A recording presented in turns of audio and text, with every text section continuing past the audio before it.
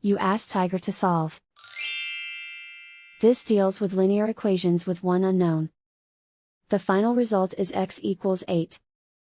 Let's solve it step by step. Group all x terms on the left side of the equation. Subtract 8x from both sides.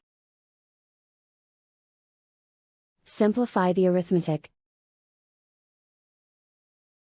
Group like terms. Simplify the arithmetic. Isolate the x. Divide both sides by 3. Simplify the fraction.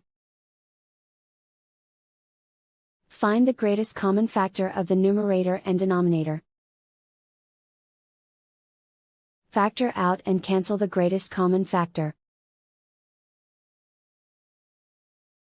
And so the final result is x equals 8.